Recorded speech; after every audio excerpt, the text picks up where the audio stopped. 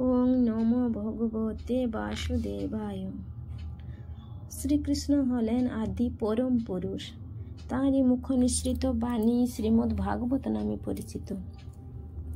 এই শ্রীমদ্ ভাগবতে 18টি অধ্যায় এবং 700টি শ্লোক রয়েছে। প্রথম অধ্যায়ে বিষাদ যোগ। আজকে বিষাদ যোগ অধ্যায়টি শুরু করছি। ধৃতরাষ্ট্র বললেন, হে সঞ্জয়, ধর্মক্ষেত্র কুরুক্ষেত্রে যুদ্ধ করার মানুষে সমবেত হয়ে আমার পুত্রেরা এবং পাণ্ডব পুত্রেরা কি করলে? সঞ্জয় বলছেন, হে রাজন, পাণ্ডবদের সৈন্য সজ্জা দর্শন করে রাজা দুর্যোধন দ্রোণাচার্যের কাছে গিয়ে বললেন, শ্লোক 3, হে আচার্য, পাণ্ডবদের মহান সৈন্যবল দর্শন করুন, যা আপনার অত্যন্ত বুদ্ধিমান শিষ্য দ্রুপদের পুত্র অত্যন্ত দক্ষতার সঙ্গে ব্যূহের আকারে রচনা করেছে। এই সমস্ত সেনাদের মধ্যে ভীম ও অর্জুনের সমকক্ষ অনেক বীর ধনুর্ধারী রয়েছে এবং যুযুধান, বিরাট ও দ্রুপদের মতো মহাযোদ্ধা রয়েছেন। সেখানে ধৃষ্টকেতু, চেকিতান, কাশীরাজ, পুরুজিৎ, কুন্তিভোজ ও শৈব্যের মতো অত্যন্ত বীর বলবান যোদ্ধারাও রয়েছেন। সেখানে রয়েছেন অত্যন্ত বলবান যুধামন্যু, প্রবল পরাক্রমশালী উত্তমৌজা, সুভদ্রার পুত্র এবং দ্রৌপদীর পুত্রগণ। এইসব যোদ্ধারা সকলেই মহারথী। হে দ্বিজোত্তম, আমাদের পক্ষে যে সমস্ত বিশিষ্ট সেনাপতিগণ সামরিক শক্তি পরিচালনার জন্য রয়েছেন, আপনার অবগতির জন্য আমি তাদের সম্বন্ধে বলছি।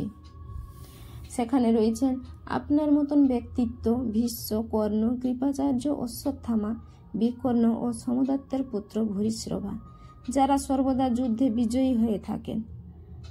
আরও বহু বীর রয়েছেন যারা আমার জন্য তাদের জীবন ত্যাগ করতে প্রস্তুত। তারা সকলেই নানা প্রকার অস্ত্রশস্ত্রে সুসজ্জিত এবং তারা সকলেই সামরিক বিজ্ঞানে অভিজ্ঞ।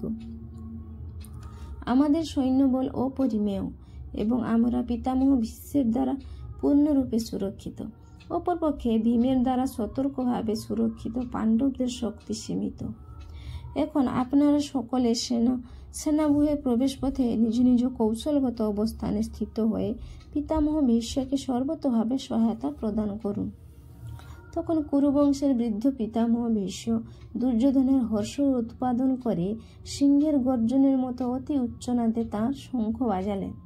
তারপর শঙ্খ, ভেরি, পনব ও আনক ঢাক এবং সিংহাসমূহ হঠাৎ একত্রে ধ্বনিত হওয়ার ফলে এক তুমুল শব্দের সৃষ্টি হয়েছিল। অপরপক্ষে শ্বেত অশ্বচালিত এক দিব্য রথে স্থিত শ্রীকৃষ্ণ ও অর্জুন উভয়ে তাঁদের দিব্য শঙ্খ বাজালেন।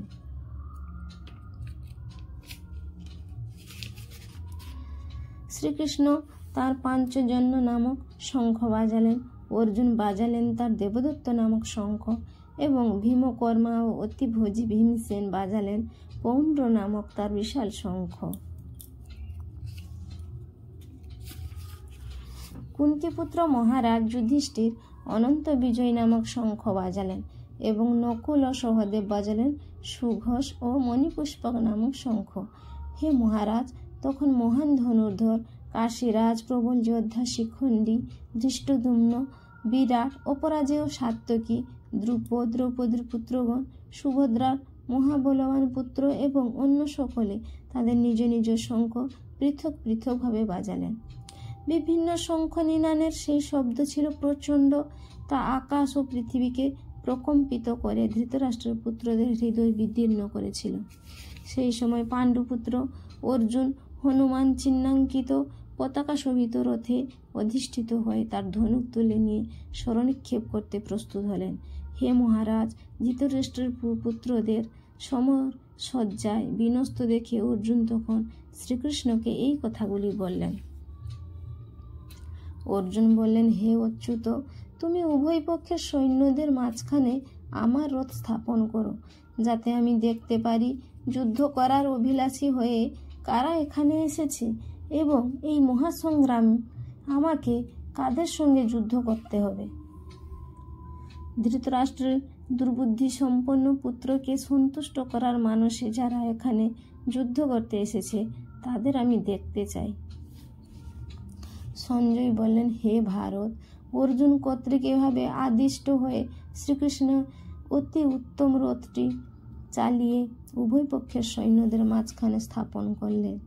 ভীষ্ম, দ্রোণ প্রমুখ পৃথিবীর অন্য সমস্ত নৃপতিদের সামনে ভগবান হৃষিকেশ বললেন, হে পার্থ, এখানে সমবেত সমস্ত কৌরবদের দেখো। সেখানে অর্জুন উভয় পক্ষের সেনাদলের মধ্যে পিতৃব্য, পিতামহ, আচার্য, মাতুল, ভ্রাতা, পুত্র, পৌত্র, শ্বশুর, মিত্র ও শুভাকাঙ্ক্ষীদের উপস্থিত দেখতে পেলেন। যখন কুন্তিপুত্র অর্জুন সর্বস্তরের বন্ধু ও আত্মীয় স্বজনদের দেখলেন, তখন তিনি অত্যন্ত করুণার্দ্র হয়ে বিষণ্ণভাবে বললেন, হে প্রিয়বর কৃষ্ণ, আমার সমস্ত বন্ধু বান্ধব ও আত্মীয় স্বজনদের এমনভাবে যুদ্ধাভিলাষী হয়ে আমার সামনে অবস্থান করতে দেখে আমার সমস্ত অঙ্গ প্রত্যঙ্গ অবশ হয়ে যাচ্ছে এবং মুখ শুষ্ক হয়ে উঠেছে। আমার সর্বশরীর কম্পিত ও রোমাঞ্চিত হচ্ছে, আমার হাত থেকে গান্ডীব খসে পড়ছে এবং ত্বক জ্বলে যাচ্ছে।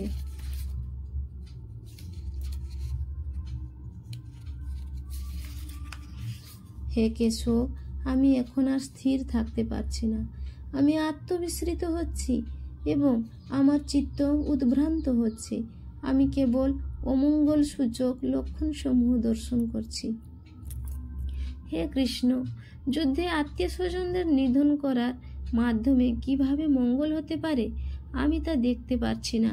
আমি কোনো যুদ্ধ জয়, রাজ্য এবং সুখভোগ কামনা করি না। হে গোবিন্দ, যাদের জন্য রাজ্য ও সুখভোগের কামনা, তারা সকলেই যখন দেখছি এই রণক্ষেত্রে আজ উপস্থিত, তখন আমাদের রাজ্যে কি প্রয়োজন? সুখভোগ বা জীবন ধারণেরই বা কি প্রয়োজন? হে মধুসূদন, যখন আচার্য, পিতৃব্য, পুত্র, পিতামহ, মাতুল, শ্বশুর, পৌত্র, শ্যালক ও আত্মীয় স্বজন সকলেই প্রাণ ও ধনাদির আশা পরিত্যাগ করে আমার সামনে যুদ্ধে উপস্থিত হয়েছে, তখন আমি তাদের হত্যা করতে চাইব কেন? এমনকি তারা যদি আমাকেও বধ করে, হে জনার্দন, এ জগতে কি কথা? এমনকি ত্রিভুবনের বিনিময়ে আমি যুদ্ধ করতে প্রস্তুত নই।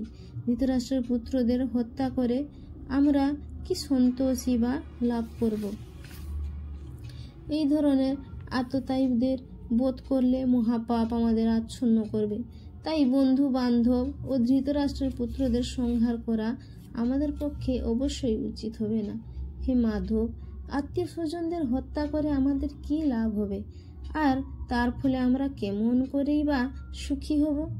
হে জনার্দন, যদিও এরা রাজ্য লোভের দ্বারা প্রভাবিত হয়ে কুলক্ষয়জনিত দোষ ও মিত্রদ্রোহ নিমিত্ত পাপ লক্ষ্য করছে না, কিন্তু আমরা কুলক্ষয়জনিত দোষ লক্ষ্য করেও এই পাপকর্মে কেন প্রবৃত্ত হব?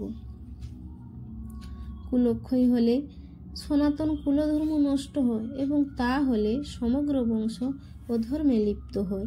হে কৃষ্ণ, কুলে অধর্মের প্রাদুর্ভাব হলে কুলবধূগণ কলুষিত হয়ে পড়ে এবং বাস্য কুলস্ত্রীগণ অসচ্চরিত্রা হলে অবাঞ্ছিত প্রজাতি উৎপন্ন হয়। বর্ণসংকর উৎপাদন বৃদ্ধি হলে কুল ও কুলঘাতকেরা নরকগামী হয়। সেই কুলে পিণ্ডদান ও তর্পণ লোপ পাওয়ার ফলে তাদের পিতৃপুরুষেরাও নরকে অধপতিত হয়। যারা কুকর্মের মাধ্যমে বংশের ঐতিহ্য নষ্ট করে এবং তার ফলে অবাঞ্ছিত সন্তান আদি সৃষ্টি করে, তাদের সেই দোষের ফলে সর্বপ্রকার জাতি ধর্ম এবং কুলধর্ম বিনাশপ্রাপ্ত হয়। হে জনার্দন, আমি পরম্পরাক্রমে শুনেছি যে যাদের কুলধর্ম বিনষ্ট হয়েছে তাদের নিয়ত নরকে বাস করতে হয়। হায় কি আশ্চর্যের বিষয় যে আমরা রাজ্য সুখের লোভে স্বজনদের হত্যা করতে উদ্যত হয়ে মহাপাপ কর্মে সংকল্পবদ্ধ হয়েছি। প্রতিরোধ রহিত ও নিরস্ত্র অবস্থায় আমাকে যদি শস্ত্রধারী ধৃতরাষ্ট্রের পুত্রেরা যুদ্ধে বধ করে, তাহলে আমার অধিকতর মঙ্গলই হবে। সঞ্জয় বললেন, রণক্ষেত্রে এই কথা বলে অর্জুন তাঁর ধনুর্বাণ ত্যাগ করে শোকে ভারাক্রান্ত চিত্তে রথ পরিবেশন করলেন। ক্ষত্রিয় রণনীতি অনুসারে নিয়ম হলো, শত্রু যদি নিরস্ত্র হয় বা যুদ্ধে অনুচ্ছিক হয় তবে তাকে আক্রমণ করা যাবে না। কিন্তু অর্জুন স্থির করলেন যে এই রকম বিপজ্জনক অবস্থায় তার শত্রুরা যদি তাকে আক্রমণও করে তবুও তিনি যুদ্ধ করবেন না। তিনি বিবেচনা করলেন না যে শত্রুপক্ষ যুদ্ধ করতে কতটা আগ্রহী ছিল। অর্জুনের এই ধরনের আচরণ ভগবত ভক্তিচিত কোমল হৃদয় বৃত্তির পরিচায়ক। স্বার্থসিদ্ধির জন্য মানুষকে ভ্রাতা, মাতা বা পিতাকে হত্যা করতে দেখা যায়।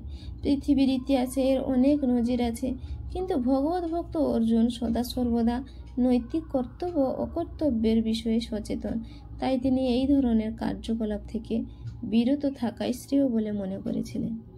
শত্রু সৈন্যকে নিরীক্ষণ করতে অর্জুন রথের উপর দাঁড়িয়েছিলেন, কিন্তু তিনি শোকে এতই মুহ্যমান হয়ে পড়েছিলেন যে তার ধনুক পরিত্যাগ করে তিনি রথের উপর বসে পড়লেন।